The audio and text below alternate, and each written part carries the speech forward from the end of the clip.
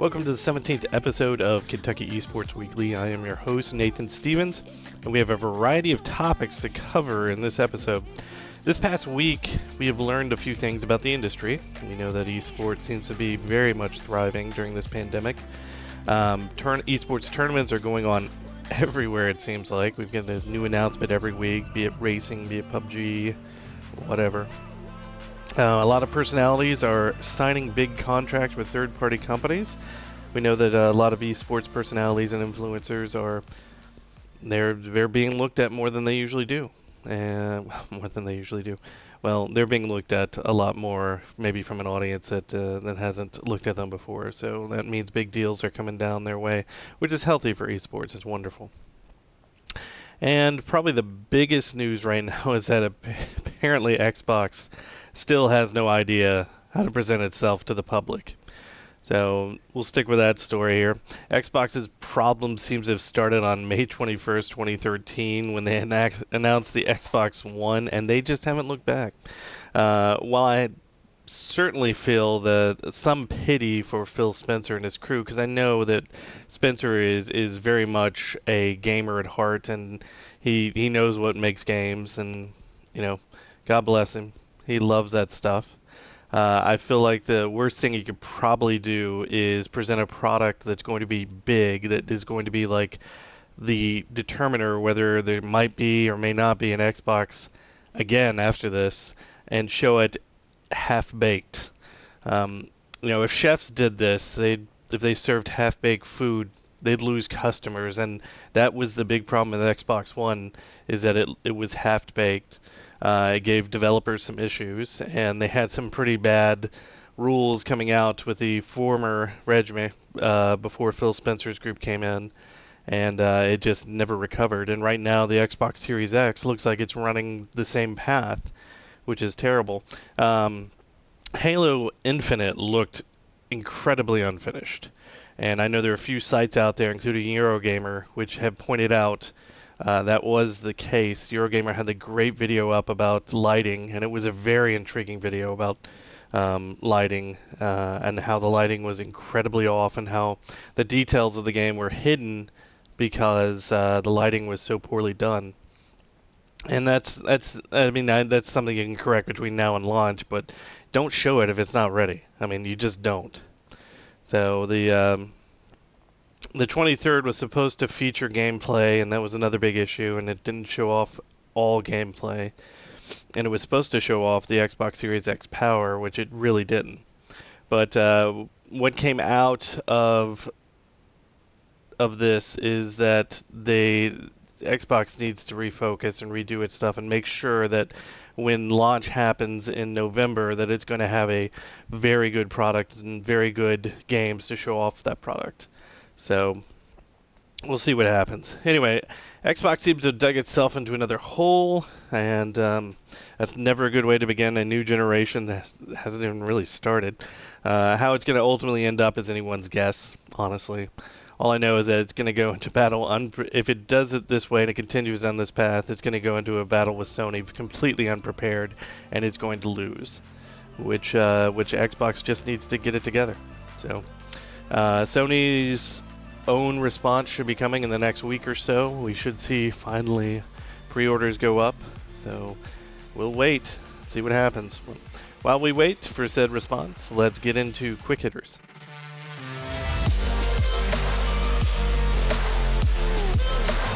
EsportsInsider.com's Yono Nicholson is reporting that HyperX, known for its esports hardware and awesome esports sponsored arenas, really cool stuff, I think there's one out in Vegas, has signed on with the racing simulator event organizer World Pro Racing. The deal will feature HyperX hardware in nearly every aspect of WPR's operation, which has a pretty wide reach. That's what Nicholson is reporting. It's over 200 million homes across Europe and the United States is how far WPR reaches. The partnership between World Pro Racing and HyperX looks like it's going to be good for both parties.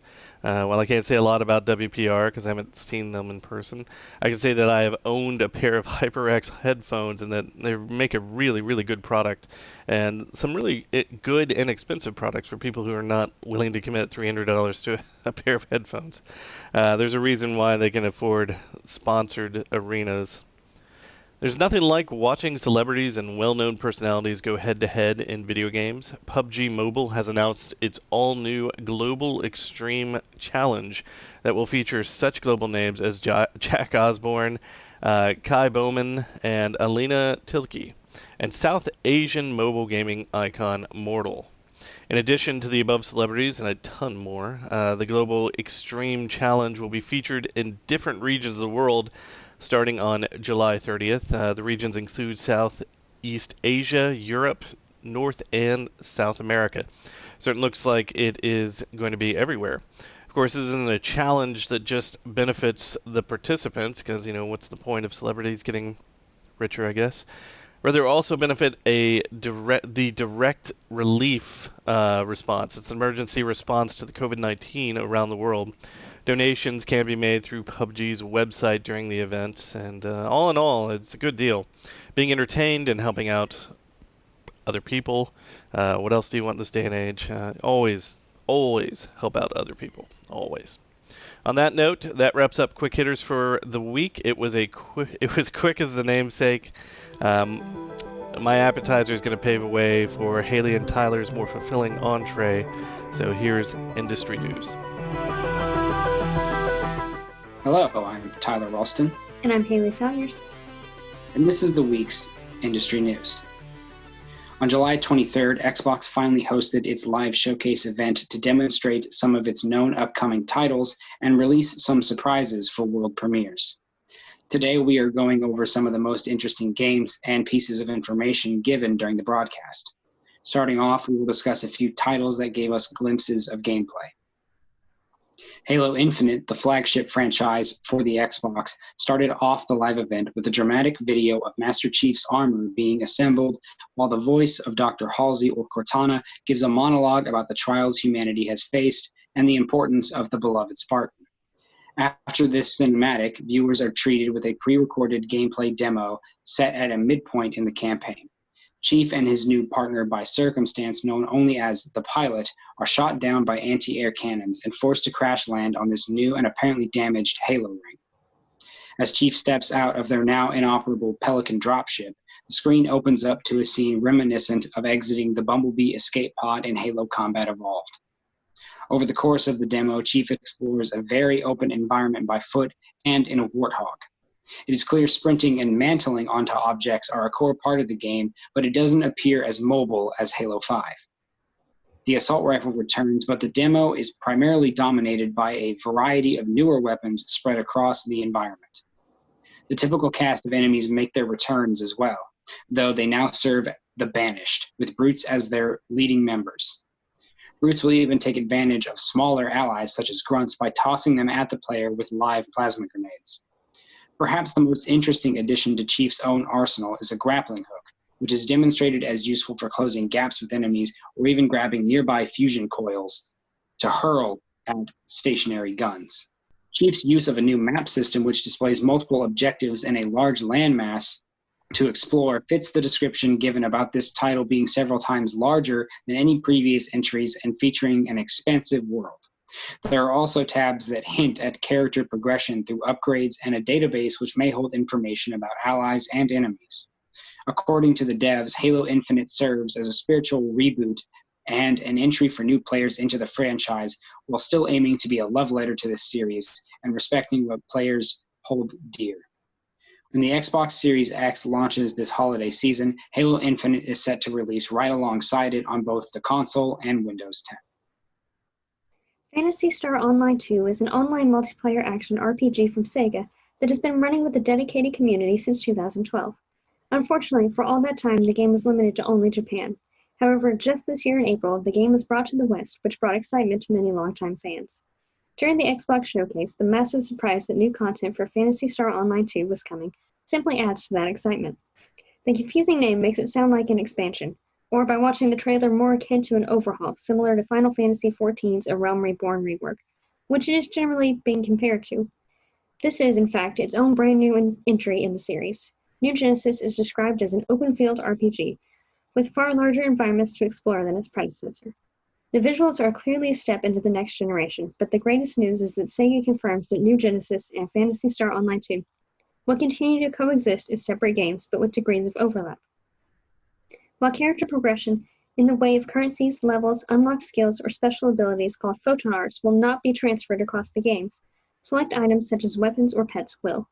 Player characters will also maintain their customized look from the original PSO2, or there's the likelihood that they can be adjusted with the new updated and detailed customization system. Both PSO2 and New Genesis will be free-to-play titles, and players can actively choose which of the two games they want to play. Phantasy Star Online 2 New Genesis will launch in 2021 in celebration of the 20th anniversary of Phantasy Star Online on Xbox One, Xbox Series X, and Windows 10. Grounded is a brand new title in production by Obsidian Entertainment, more classically known for their RPGs such as Fallout New Vegas, Star Wars Knights of the Old Republic 2, Pillars of Eternity 1 and 2, or more recently, The Outer Worlds. This title, however, is a survival game, and the developers hope to test their storytelling skills in a whole new type of environment. The trailer itself features numerous snippets of footage showing off the scaled-up environment of a typical backyard, as well as gameplay for the main characters' children, having been shrunk down in a style similar to Honey, I Shrunk the Kids. It's clear players can explore their environment on the surface level, climbing up blades of grass and on leaves, or delve deeper into mounds and hills and other hidden regions. However, there are plenty of other, now massive creatures looking for their next meal, so be prepared to face spiders, stink bugs, ants, and more, either alone or with your friends in an effort to survive and thrive. Scavenge supplies and craft tools of wood and pebbles, build a fort from grass, and explore your own backyard to find a way to return to normal in Grounded, which is available now on Xbox Game Pass and PC on the Windows Store or Steam. Next, developer Double Fine brought fans a new trailer for Psychonauts 2, complete with a new theme song from Jack Black.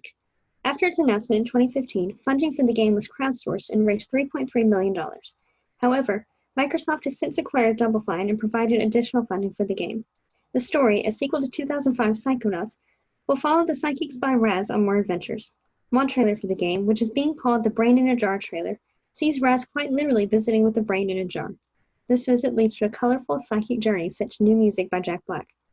While some versions of the trailer are cut to include footage of Jack Black singing in the recording studio, the Brain in a Jar trailer presents the singer as a ball of white light that sings as Raz begins to explore the new surroundings. The game promises to be trippy, with many bold and vibrant colors and unique characters introduced along the way. Psychonauts 2 will be available for Xbox One, PS4, PC, and now Xbox Series X, and it is expected next year. And now we will move on to reveals that did not feature any gameplay, but instead gave us cinematics or trailers. Obsidian Entertainment didn't just reveal one new game during this showcase. That would be too easy. Alongside Grounded, Obsidian also unveiled their new project called Avowed. The cinematic trailer features a voiceover giving a bit of vague history for this world, while the first image we get is of a likely war-torn field with small patches burning into a gray sky. This cuts to a castle wall as archers light their arrows aflame before releasing them. These shots pass over a large distance and pierce clouds before falling on what appears to be an army of undead skeletons. The leading arrow pierces its target and falls into a deep crevice, revealing the hidden ruins of a perhaps forgotten civilization. From here, the trailer concludes, set in the perspective of an explorer within these ruins as an intense light shines from a distant hole in the wall. The ground heaves and trembles as this explorer readies their sword and creates a rune for their magic before the title splash appears. No real gameplay is shown, but this certainly sets a dramatic precedent. The details known about the game are its setting in Aora, which is part of Obsidian's Pillars of Eternity series, and that it is going to be a first-person RPG rather than the series' standard isometric perspective. Currently, there is no set release date, but it is likely to be released on Xbox Series X, the Xbox Game Pass, and PC. Warhammer 40k Dark Tide provided quite the dramatic and foreboding trailer. As the narrator gives his report about a currently developing situation on some far planet city, 4 guardsmen are sent into the dark unknown to investigate the issue. As the party ventures deeper, eventually they are met by a veritable horde of zombie-like creatures which appear to have infected the citizens. One of the guardsmen's flashlight has been on the fritz the entire trailer, and at the end it finally blacks out, transitioning to a blank screen as the narrator concludes that he will have more information if the guardsman makes it back. This game will likely play similar to the Warhammer Vermintide series of games, but with the 40k's futuristic setting, with the players taking the place of these 4 guardsmen fighting off the never-ending nightmares over this hive city, while gathering higher tiers of loot and supplies. For now, the information we have is a set release date sometime in 2021 on the Xbox Series X and Steam for PC. Stalker 2 had an unexpected appearance in the middle of the showcase. The original game released in 2007 under the title Stalker: Shadow of Chernobyl, with its follow-ups being Stalker: Clear Sky and Stalker: Call of Pripyat. The true sequel, Stalker 2, originally was announced back in 2010, but faced cancellation on 2 occasions before finally being announced once more in 2018, and in development until now. The trailer itself recalls much of the legend of the exclusion zone of Chernobyl, with abandoned cities and wilderness overtaking a once densely populated civilization. In this alternate version of history, however, Chernobyl suffered twice over. The reactor incident sparked the interest of the government and researchers who began experimenting with the strange occurrences that began to appear alongside the arrival of psychic powers for those in the area, which, as is expected, causes another cataclysmic explosion. Now the entire region is populated with strange anomalies that defy human understanding of physics and the natural world, alongside various mutated beings that roam this area now known as the Zone. The government has attempted to completely quarantine the land, but stalkers are the individuals who find their way inside. The allure of incredible wealth in exchange for artifacts that exhibit unnatural effects on their environment attract their attention, many remaining as solo explorers, while some band together with shared interests in defending this region for humanity to exploit, while others seek to destroy this perceived threat to our very existence. So, players who are interested should be prepared to gear up and face horrid creatures, destructive anomalies, the armed forces of the surrounding government, and even other stalkers if they seek to gain anything for themselves. Stalker 2's release date has been slated for 2021 since 2018, and the case has not changed as of this event. However, we do know that Stalker 2 will be available on PC and the Xbox Series X. Finally, we have Fable, a surprise reveal to close the show. Though there have been spin-off titles in other various games that did not continue the main continuity of Fable, the last mainline Fable game was Fable 3 from 2010. In 2018, rumors began circulating that Fable 4 was finally in development, despite Lionhead Studios being closed. The rumors stated that Playground Games would be taking up the mantle of developer, and that was certainly confirmed in this cinematic trailer.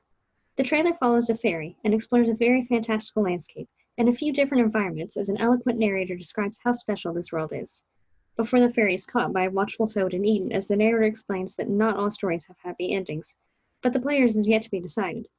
The camera tilts up to face a marvelous city in the distance, as the title appears in golden letters. A peek into the world and a confirmation that Fable is indeed getting a new game, perhaps the Fable 4 that fans have been clamoring for, are all we get from this reveal. No release date has been given, but we know it will be coming to Xbox Series X, so we all just have to stay tuned. And that is all from the industry news this week. Now back to Nathan. Thank you, Hailey and Tyler. What started off as a quick trip 2 weeks ago is about to conclude. The final journey through LucasArts history is about to begin thanks to Elias Conwell and his video game historians. So let's wrap up this sad ending with history in 5 minutes. It's a trap! Welcome, people, to episode 3 of our LucasArts history saga. LucasArts continues to amaze us, so let's sit back and continue enjoying seeing games we may have seen or not seen as we grew up playing games. In the late 1980s and the early 90s, Lucasfilm Games developed a series of military vehicle simulation games, the first of which were the Naval Simulations PHM Pegasus in 1986,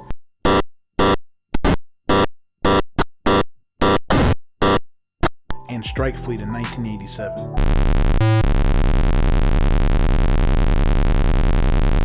These two titles were published by Electronic Arts for a variety of computer platforms, including PC, Commodore 64, and Apple II. In 1988, Battlehawks 1942 launched as a trilogy of World War II air combat simulations, giving the player a chance to fly as an American or Japanese pilot in the Pacific Theater. Battlehawks 1942 was followed by their finest hour, the Battle of Britain, in 1989.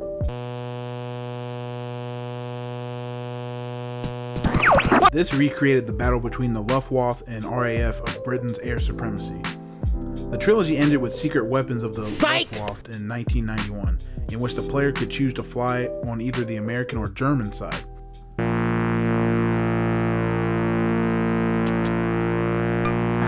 The trilogy was applauded for its historical accuracy and detailed supplementary material. Secret Weapons of the Luftwaffe, for instance, was accompanied by a 224-page historical manual. The World War II trilogy was released with cover art by illustrator Mark Erickson in a compilation titled Air Combat Classics in 1994. The World War II trilogy was created by a team led by Lawrence Holland, a game designer who later founded Totally Games.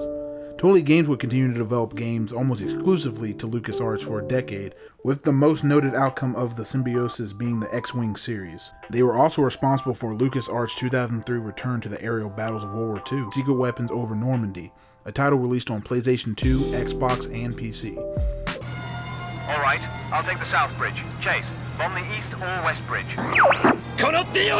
In 1996, LucasArts released Afterlife, a simulator in which players build their own heaven and hell, with several jokes and puns, such as a prison in hell called San Quentin Tarantino. Even though LucasArts had created games based on other Lucasfilm properties before, such as Labyrinth and Indiana Jones, they did not use the Star Wars license until the early 1990s. Star Wars games began appearing in the 1980s, but were developed by other companies for LucasArts because the license for the games had been sold before LucasArts was formed. The first in-house development was the Space Combat Simulator X-Wing, developed by Larry Holland's independent team, which went on to spawn a successful series.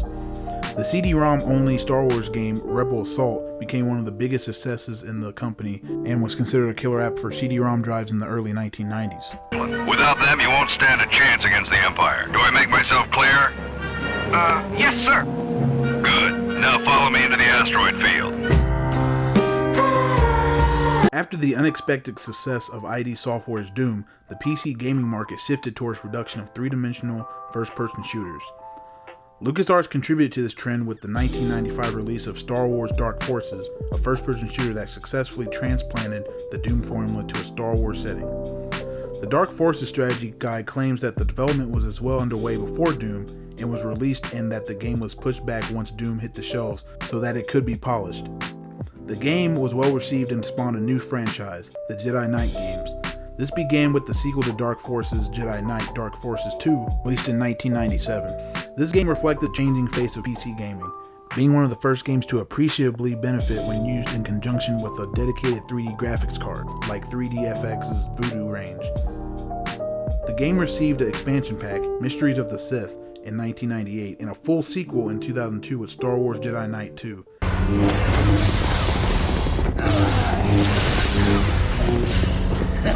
2003 Star Wars Jedi Knight Jedi Academy can be seen as a spin-off from the series, but was less well received by reviewers who complained that the franchise was becoming formulaic. Apart from the Star Wars themed 3D shooters, LucasArts also created the Western themed game Outlaws in 1997 and Armed and Dangerous in collaboration with Planet Moon Studios in 2003. Well, that's all I can fit in today's episode, but don't worry, much like the Star Wars movies, there's going to be another one. So stay tuned next time as we talk about LucasArts in the new millennium. Stay safe, and remember, Darth Vader wears a mask. Thank you very much, Elias. I desperately wanted to see Star Wars 1313 finished back in the day. Even in this day and age, the game still looks gorgeous 7 years removed, and what could have been is all I can think about. And I was always, this is basically like a Snatcher dream, and I'm always hoping that Konami would bring back Snatcher in some form. They have not. But I've always hoped that maybe EA has picked this license up and continued making it, but that is apparently not the case. Not that I'm complaining about Squadron, because that looks good, but I would have very much liked to see this one finished. So anyway, maybe Disney can make it a show. But Great stuff. Can't wait to see what company's history is next for Elias and his group, and hopefully they can explore something incredibly interesting they have every time. So speaking of exploring, our panel of push-to-talk talkies, led by Nick Hughes, is about to begin. Take it away, y'all. Hi, everybody. This is Push to Talk, and this week's episode is brought to you by At Will Employment. Remember to treat your employees well, or you're going to screw yourselves over. Anyway, we're going to talk about some game stuff. I know Morgan wants to talk about Far Cry. I know Nick wants to talk about Fable. Elias wants to talk about G4, and I'm just here for the ride. So, Morgan, take us away. All right. Well, You got a Far Cry head. well, Far Cry 6 trailer came out recently. It looks badass. The actor from Breaking Bad, I keep forgetting the character. Giancarlo Esposito. Yep. It does look so cool, and the kid actor is actually who played The kid from Coco, right? Yeah, the kid from Coco. Oh, That's hype. I thought I recognized him from somewhere, but I wasn't sure. but yeah, I've been playing the crap out of Far Cry 5, and it is now playing for. I never played any of the Far Cry games, honestly. Oh, this is I've your just first only watched one? gameplay of it. What is it? This is your first Far Cry? 5? Yes. Yeah. Nice. I know Primal. I know that they took the weapons out apparently, and that didn't fly with a lot of people. I didn't hear awesome things about. I didn't play Primal either. But yeah. Since playing Far Cry 5, I'm more hyped about Far Cry 6 because the gameplay is absolutely phenomenal.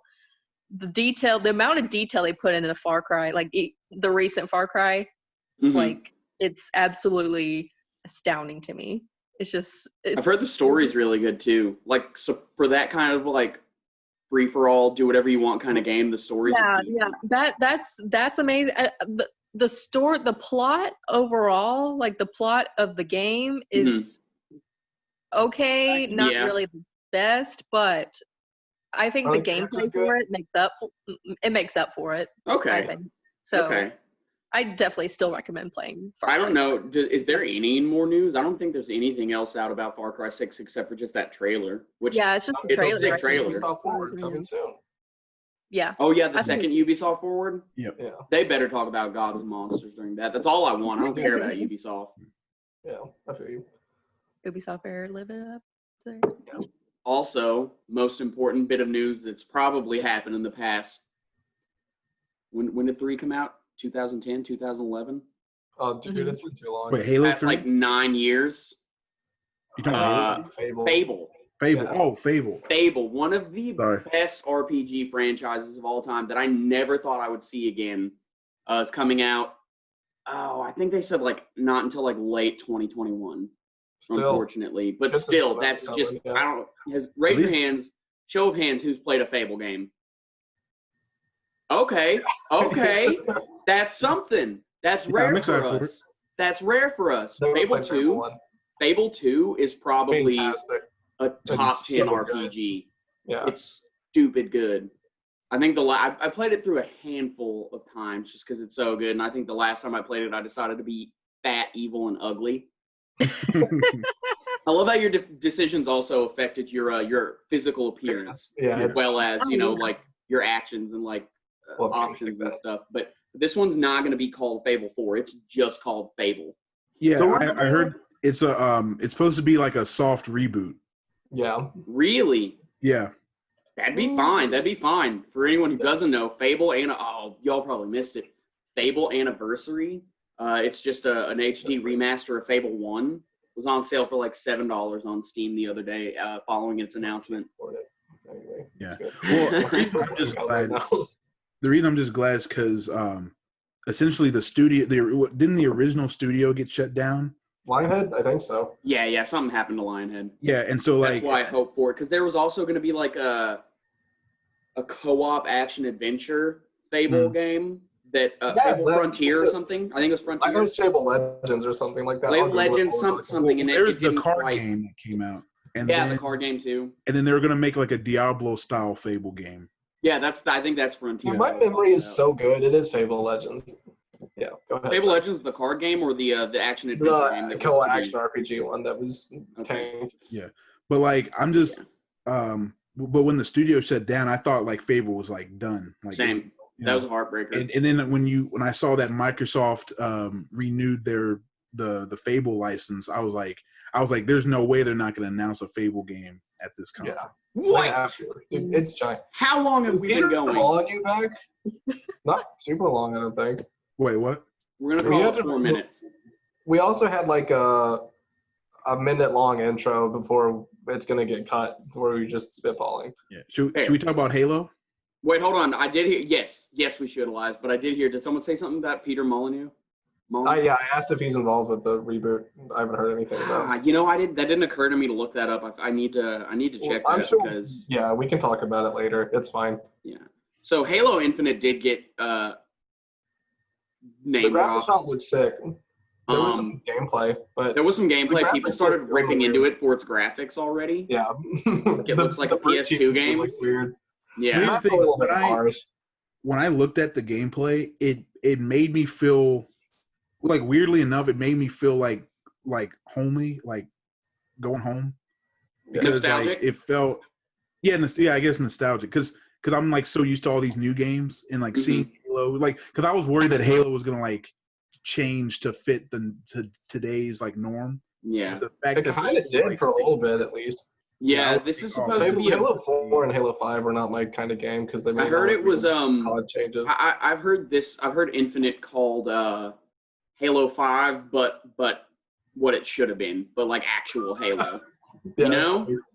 They're bringing back equipment. Halo Infinite is supposed to be like a Halo for Halo fans. That's good. All of my friends who are absolute diehards, like we still play Halo every now and then, like 2 on the Game Pass. Now you know what's even great? Speaking of the Game Pass, and I didn't even realize this until I was like watching this video about it. Someone pointed it out, and I didn't even think about it the whole thing. Remember at the end of the conference, they said all the games announced will be available for Game Pass on PC and Xbox on launch.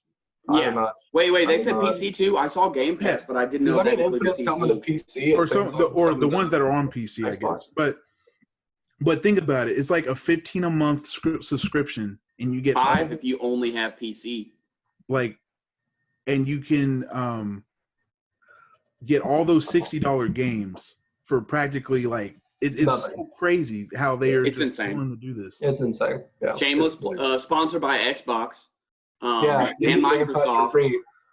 I can't afford Game Pass. No, but seriously, Game Pass is probably, guys, I only play on PC. Like, I don't have an Xbox, so I just have the PC Pass, which is only $5 a month. And I think my first, 5 months of it were just $1. Yeah. That's got to be the most worth it subscription-based service. Oh, for sure. That I pay for. Imagine, if I had to only have one subscription, I would get rid of Spotify and Netflix and everying else for Game Pass. Essentially, the value's absurd. Yeah, if you're Spotify, new to it, probably for me, you can essentially have Halo Infinite and Fable, and all those games and even the games that are already out on Game Pass for just $1. Yeah, it's nuts. It's sick. Right now, it's my Slay of the Spire machine because I've ran through Outer Worlds and Gears and Halo and everything else on it, but it's really Shin Megami Tensei 5 had a trailer again. Oh yeah, that's gonna be sick. Dude, I'm so excited for Shin Megami Tensei 5. Legit. Yeah. I didn't get to beat 4 because I got to Tokyo and then my 3DS lost my save. So I lost 50 hours. I was literally at the halfway point. I'm like, no, I'm not getting that's back the worst. Yeah, that's the worst when that happens because you want to do it so bad, but you're like, I'm not doing that again. I literally lost 48 hours plus of my life, and I can't. I wouldn't do it. I wouldn't do it again. That's where you see what you should do is get an emulator. Dude, don't say that. Guys, he's gonna bust it. No, what I think you can actually, even if it's for even if you have a 3DS, I think if you can get a separate card, you can download a save. Yeah. From online, and then somehow get it onto your main game cartridge. Yeah, we're not condoning that. That's legal. Downloading a save, I think. No, I'm sure Delaney's saying this, but to get one onto a 3DS is kind of, I think you have to do some underhanded stuff because Nintendo's pretty like blocky. Okay, then I was wrong about that. Yeah, don't do that, people. Yeah. I would never say that I support piracy. Yeah, absolutely not. Wait, so speaking of nostalgia, though, I think I'm going to let Elias take away this one because it seems very near and dear to his heart. Elias, you can tell us what else has been announced that's... So Comic-Con's been happening this week, so definitely go watch that. But they announced, or like they did like a teaser for the return of G4, which is the television program back in the 2000s that showed video games and comic books and movie stuff.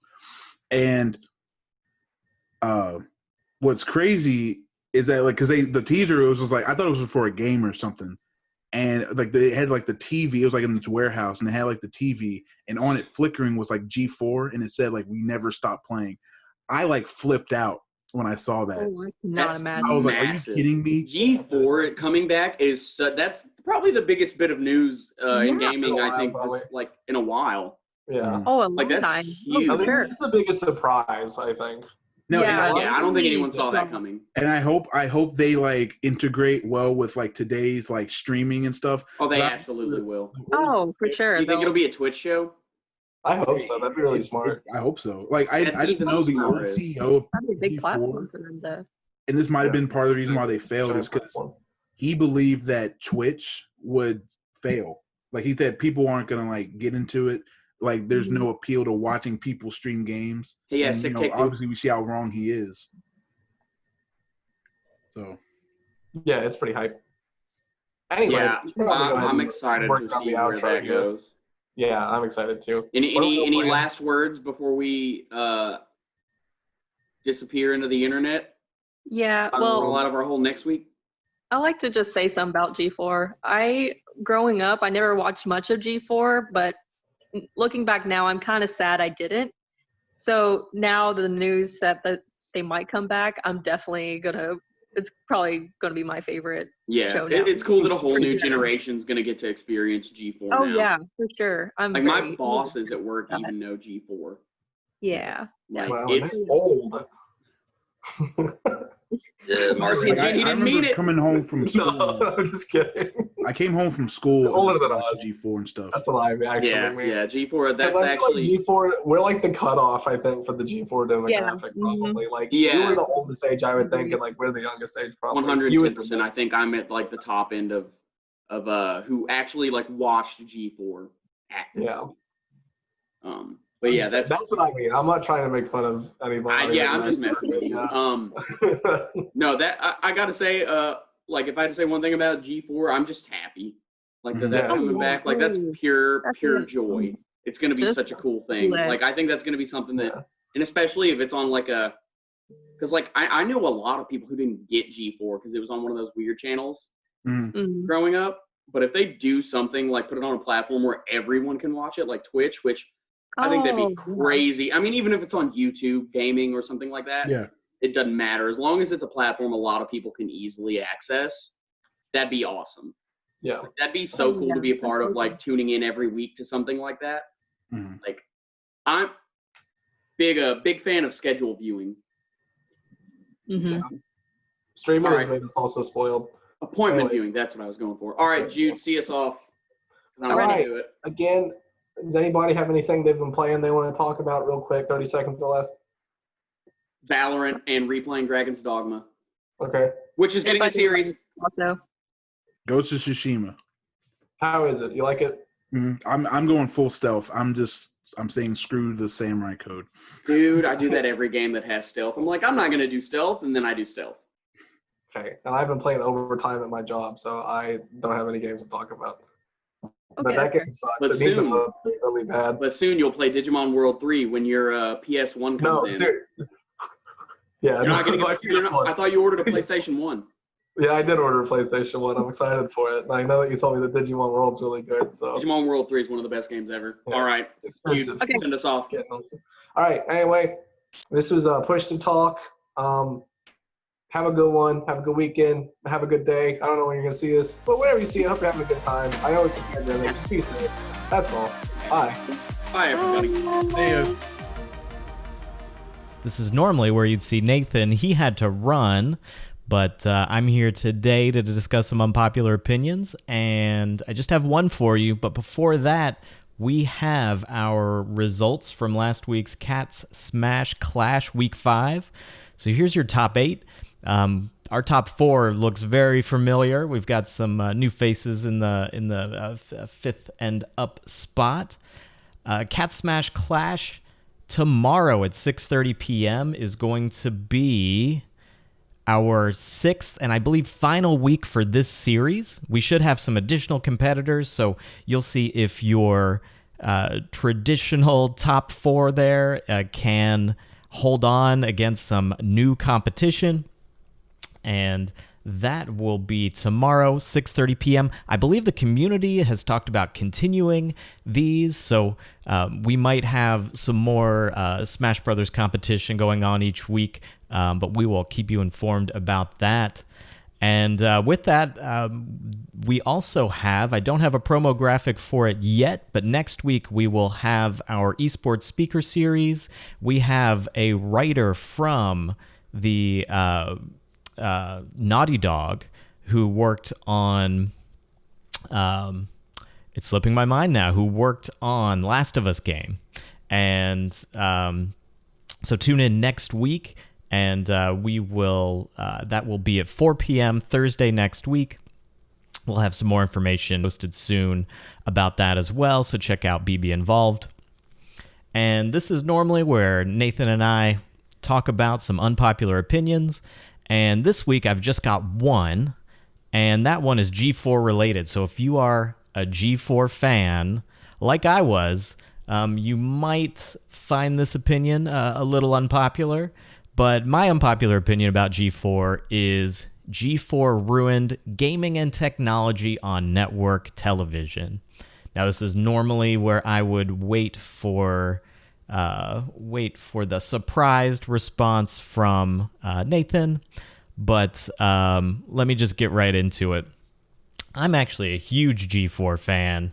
I watched it ever since it started as a network, and then continued to watch it, but it really changed over time. But to go back about to kind of justify how much of a fan I was, this is a blog post from 2005 on a website I was running, and it talks about an open casting call for Attack of the Show. So I was so much of a fan, I was actually traveling to New York at the time of open casting calls in 2005. So going back a little bit before that, the original Attack of the Show was actually created out of a tech TV show called The Screensavers.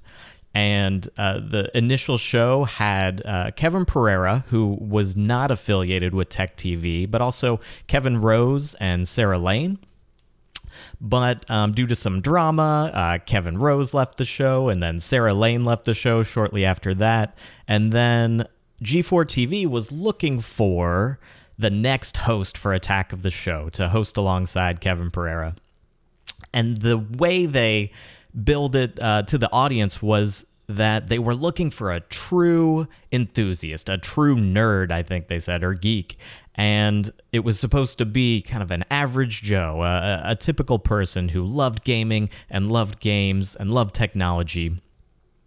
And so they were trying to find that next big AOTS host. They had casting calls, I believe, in LA, maybe San Francisco, and this one was in New York City. I'd never been to New York City, but coincidentally, the weekend before that, I was doing some work in upstate New York. I took a bus down to Manhattan, got a hotel room a couple blocks away, saw some sights before, and then I've got down here around 11 a.m., they were doing the casting call. I got there at 7 a.m., and I found a line of about 15 people, some of which I think had been there since 5 a.m., and we waited as the sun came up. It started to get really hot, and there was no air conditioning, of course, outside, but even once we got inside the building, there wasn't any air conditioning until we actually got into the room where we did the not quite a cold read, but a read of 3 lines that we saw that morning.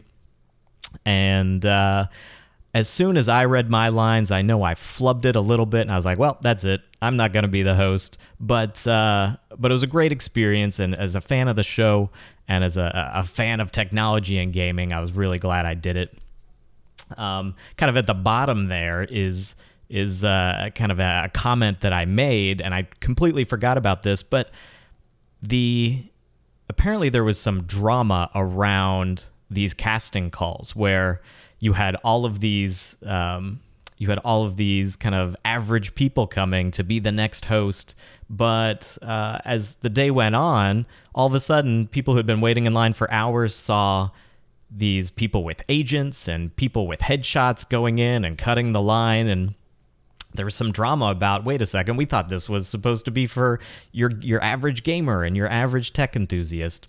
So it turns out this was kind of the start of kind of a shift in what G4 was. I mean, G4 was TV for gamers, but the core community felt a little bit betrayed throughout this process, and it was turning more into a general interest network, and really that's kind of what G4 ended up being. And so I actually have some photos. These were shot on a very old smartphone camera. It was a flip phone with a camera, but these were your average Joes that I was waiting on the street with back in 2005. We kind of befriended each other. We chit-chatted. Somebody had a PSP, and we talked about what games we played, what websites we got on, what communities we were on online. Everyone was really nice, and we had great conversations. And this was kind of what we thought it would be. We thought this is going to be, they're really going to find somebody from the community. And this is what the show, what the network, really the people who came from Tech TV really felt that sense of community. And so that's kind of this as they were seeking this general audience, they kind of lost focus on the technology enthusiast and the gamer. And so we started seeing a lot of things like them picking up TV shows. And I'm a huge fan of Arrested Development, but what does Arrested Development have to do with playing games? I don't know. But around that time, it's like they were trying to become more like Spike TV instead of catering to their core audience. They really wanted to increase their viewership, but at the same time, it seemed like they were forgetting kind of where they came from. And going back to where they came from, G4 and Tech TV had a merger in, I think it was around 2004. And Tech TV was this network about technology. Started off as ZDTV, and Ziff Davis and I believe Halsey Minor was the chief investor in that. But it really was this network for tech enthusiasts, and before this predates social media, so they had their Netcam network, and they encouraged the community to take part in this live broadcast. They also had a handful of anchor shows that would air every single day. One of those was the Screensavers, another one was Call for Help, but they had a large series of shows. They had daily like a tech news broadcast, and so the network felt alive. It felt like it was a legitimate broadcast operation, but on top of that, it also had this community element. So it wasn't just a TV network, it was an interactive TV network, 20 years ago, which was really unheard of at the time. And I was so much of a fan that I ended up, after Leo Laporte left Tech TV around the time of this merger, a few years after that, I actually went and visited his startup TV, basically podcast network at Twit Studios. This was in Petaluma, California. I gave him a UK t-shirt that he actually wore during one of those broadcasts, and this was a really exciting time for me. You can see this is kind of like I coincidentally went on a weekend when John C. Dvorak, Patrick Norton, and Leo Laporte were all part of their weekly Twitch show. That's Alexia Soutsis on the right there. And so these were kind of three of the core people that really started Tech TV that I got to see in this podcast network. And as Tech TV and G4 merged, a lot of these people ended up getting pushed out. And I've got this photo here. Everybody knows, the people that are working from home know more about how difficult it is to work with kids. Well, Patrick brought his young child to the live broadcast there for this podcast, and it worked out really well. So he went the extra mile on that one. But so I'm a huge gamer, huge tech enthusiast. And kind of from the beginning, I was a big fan of G4. I loved the idea of G4 and Tech TV merging.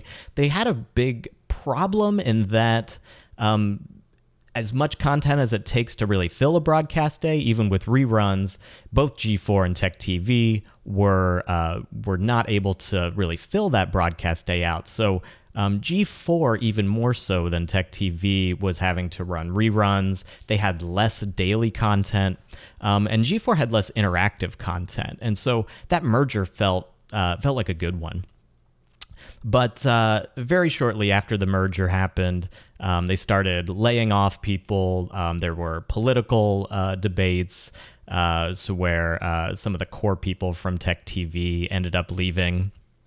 And it was about that time that we really started to see G4 turning into this more of a general interest network. And Elias mentioned about how the execs at G4 didn't think game streaming was going to be big, and so they really did not focus on the gamer. And so I'm really excited to see G4 come back. I'm excited to see G4 come back in this environment where streaming is such a huge thing. The game industry has went from a couple $1 billion industry to a hundreds of billions of dollar industry. I hope they don't lose focus on that core gamer. So I'm excited to see what they do. I would watch it if it was on broadcast TV. I want more G4 and Tech TV from back in the day and less Spike TV, if that makes any sense. And that's my unpopular opinion for today.